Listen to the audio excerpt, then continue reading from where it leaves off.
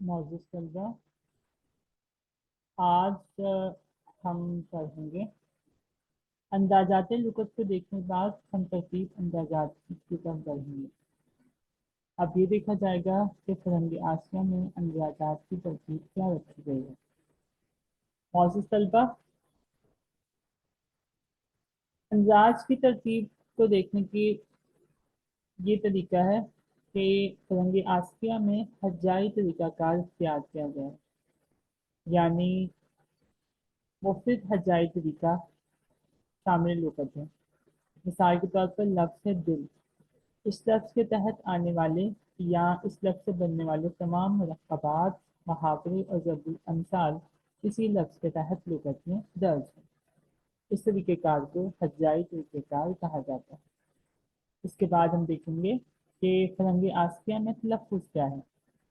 किसी अंदाज की तहरीरी शक्ल को सूती तफसील देने का अमल तलफ़्फ़ुज़ कहलाता है। इस तलफ़्फ़ुज़ को सही तरीके पर कैसे ज़ाहिर किया जाए, मौलिफ ने किस तरह अंदाज से तलफ़्फ़ुज़ वाज़ेह किया है, ये वो सवालात हैं जो किसी भी लुग़त का फ़नी जायज़ा करते हुए देखे जाते हैं और इन सवालात के जवाब की तलाश करने की कोशिश की जाती है। फ़रंग आसिया में अल्फाज यानी अंदाज़ात की तादाद 1.5 लाख है। बक़ौल डॉक्टर मसूद हाशमी, मुश्किल से 150 अंदाज़ात का तलफ़्फ़ुज़ तौज़ीही शक्ल में दिया गया है, जिसकी वजह वो ये बताते हैं कि उन्होंने सिर्फ उन अंदाज़ात के तलफ़्फ़ुज़ की निशानदेही की जिनके तलफ़्फ़ुज़ में किसी किस्म का इख्तिलाफ़ पाया गया और मुसल्लिमा तलफ़्फ़ुज़ को उन्होंने अपनी लुग़त में शामिल नहीं किया। उसके बाद माख़ज़ की निशानदेही। मौजूद तलबा, तलफ़्फ़ुज़ की वजाहत के सिलसिले में हमने देखा कि मौलिफ ने जिन अल्फाज के तलफ़्फ़ुज़ में उन्हें शक गुज़रा कि वो सही नहीं है या कारी को उनको सही से अदा नहीं कर सकता, सिर्फ उन अंदाज़ात के तलफ़्फ़ुज़ को वजाहत से पेश किया। इसके बाद अंदाज की असल और माख़ज़ की निशानदेही की बारी जब आती है तो उन्होंने इसकी वजाहत के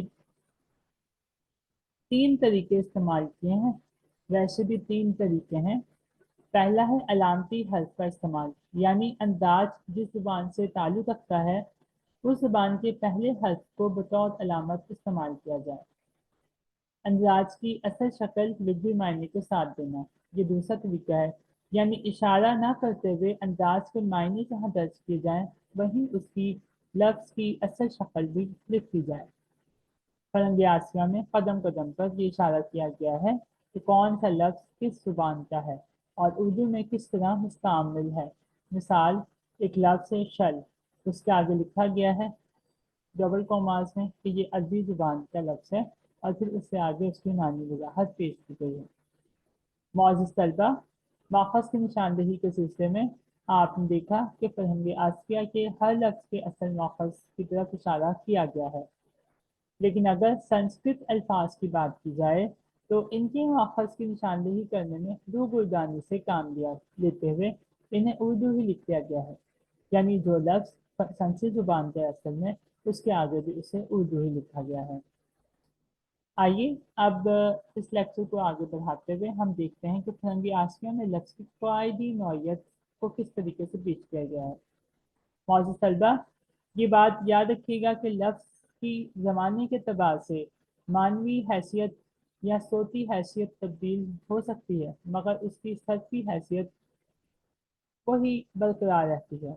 मिसाल, अगर एक लफ्ज़ इस्म था तो वो इस्म उसकी शक्ल तब्दील हो जाएगी, उसके एराब तब्दील हो सकते हैं, मगर ये नहीं हो सकता कि एक इस्म था पहले ज़माने में और दूसरे ज़माने में जाकर वो सिफ़त बन गया। ऐसा नहीं होता।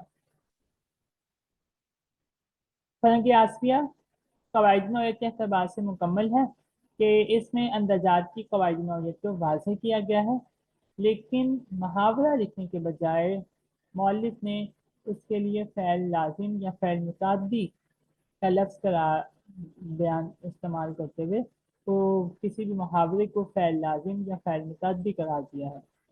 अस्मा की निशानदेही बिल्कुल ठीक है, लेकिन सफ़ात के अंदाज़ात में हमें गलती मिलती है। मानवी वजाहत, लुग़त का ये हिस्सा निहायत अहमियत रखता है। क्योंकि आमकारी लुगत का इस्तेमाल सिर्फ लफ्ज़ के मायने को जानने के लिए ही करता है। फरंगी आसिया में अंदाज की मानवी वजाहत उसके मुतरादिफात की शक्ल में की गई है, जिसमें भी बिल्कुल एहतियात से काम नहीं लिया गया। मोअज़्ज़िज़ तलबा, इस सिलसिले में मौलिफ ने अंदाज के अरबी, फारसी, संस्कृत और दीगर मुतफ़ादात को भी शामिल किया हुआ है, जबकि इन मुतफ़ादात की कोई ज़रूरत न थी। उन्होंने जहाँ अंदाज के अरबी और फारसी असल मुतफ़ादात के साथ साथ उसके संस्कृत के मुतफ़ाद भी देने की पूरी कोशिश की है।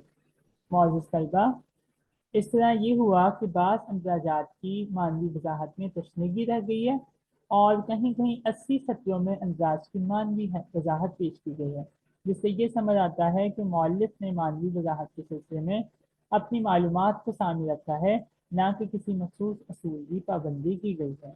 मोअज़्ज़िज़ तलबा, अपनी मानवी वजाहत की वजह से मुहक्किकीन की ये राय दर्ज करते हैं कि इस लुगत में बेजा तवील नवेसी और नवेसी मिलती है, मगर एक बात का ख्याल रखा गया है कि अंदाज के लुग़वी और असल मायने पहले दिए गए हैं और राइजुल मुस्तमिल मायने की वजाहत बाद में की गई है। और मानवी वजाहत के सिलसिले में सन्नत अशार की सूरत में पेश की गई है। मोअज़्ज़िज़ तलबा, हमने देखा कि अंदाज़ात का तरीका भी अच्छे तरीके से पाया जाता है, तरतीब अंदाज के सिलसिले में भी और तलफ़्फ़ुज़ की भी वजाहत अच्छे से की गई है। या यूँ कहिए कि फरंगी आसिया एक तरह से बिल्कुल मुकम्मल और मकसूद उर्दू लुग़त है। अब हम इसकी एक मज़मूनी जायज़ा जिसमें फरंगी आसिया की खसूसियात की रोशनी डाली जाएगी अगले लेक्चर में बात करेंगे।